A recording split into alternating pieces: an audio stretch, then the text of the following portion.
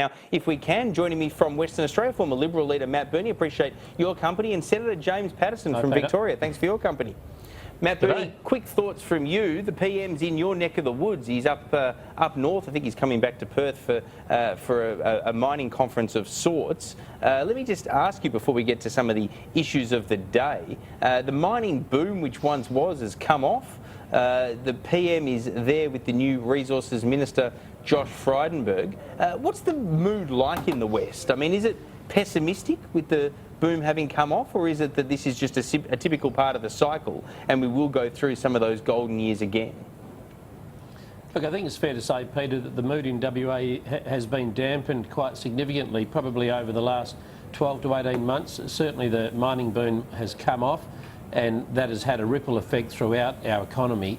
And it is a concern, I have to tell you, if you drive around West Perth, where most of the sort of mining companies have their headquarters, there are a lot of for lease signs up, which is really unfortunate. We do need to find other sectors of our community that can do some more heavy lifting.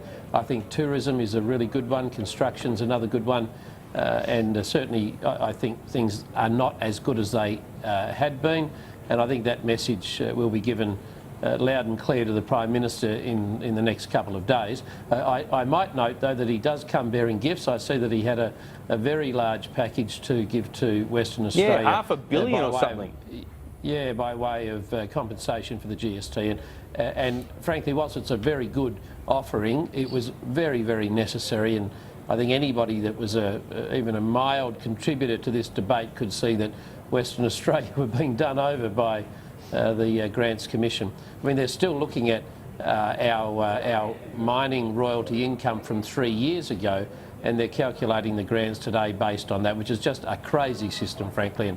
And it's great to see Malcolm has recognised that, and it would appear that he's going to write out a pretty big cheque for us over here in the West, which is really good. I have to say, I can't understand why there is a 3-year lag, both on the good and the bad side for the state of WA. But let's move on to issues of the day. Senator, if I can, James Paterson, what all these gnats lining up to attack the Prime Minister over the Royal Commission? Warren Entsch, a Liberal Party colleague of your good self, doing the same. He's referred to it as an unnecessary captain's pick.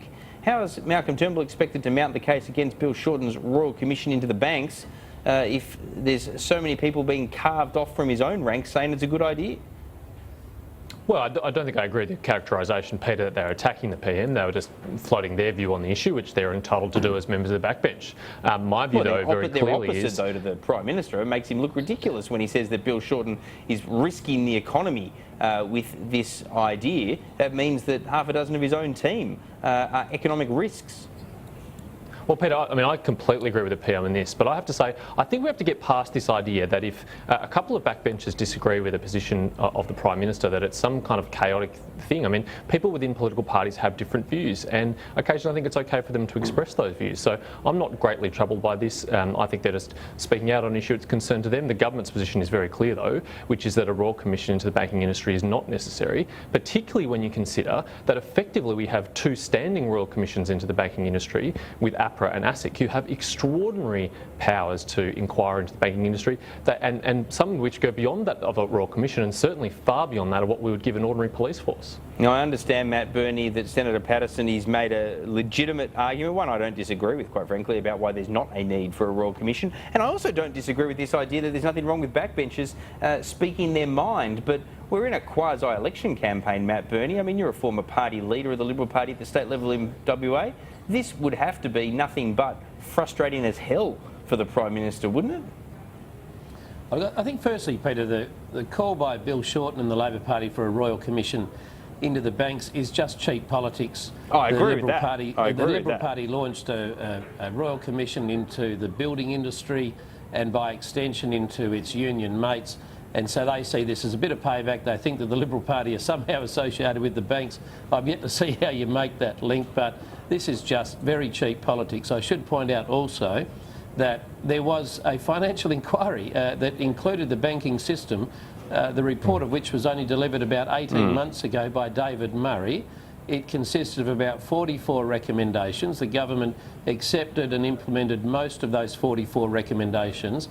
So this has already been done, and it's just a really silly policy idea on the run by Bill Shorten and the Labor Party because there's an election in the wind, and they think they might somehow be able to sort of push the Liberal Party into the same corner as the banks.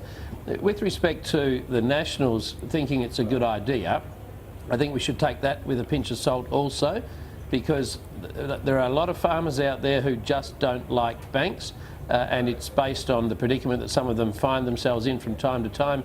If they have a bad year with a crop, they have to go to the bank and borrow money. They have to put their farm up as security.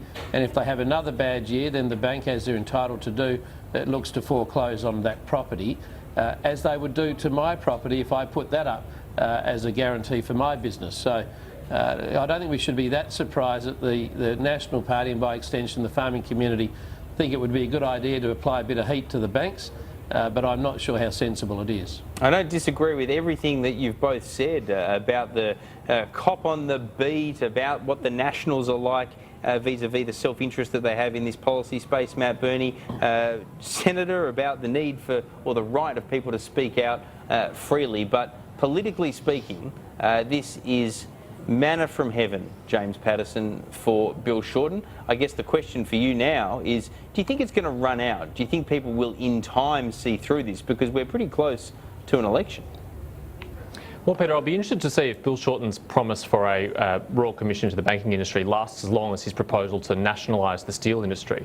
I mean, last week he opened the door to so-called co-investment into Arium Steel in South Australia. I mean, this is 1940s ALP, not 2014 ALP. Wasn't he supported by Christopher Pyne? I don't think so at all, Peter. I didn't interpret Christopher's comments that way at all. The government does have generous assistance packages for workers and should, but the idea that a federal government in this day and age would take an interest in a company that is losing $500 million a year is just incredibly economically irresponsible. And it fits, by the way, with his promise to have a Royal Commission to the banks. It is just a populist, irresponsible move that really will do Australia's economy no good at all. Matt Burney, this is the politicking of this. I've written a piece for The Australian tomorrow making the point that I think that a Royal Commission to the banks could well be the first step towards a post-election discussion by Labor about a new super profits tax for the bank.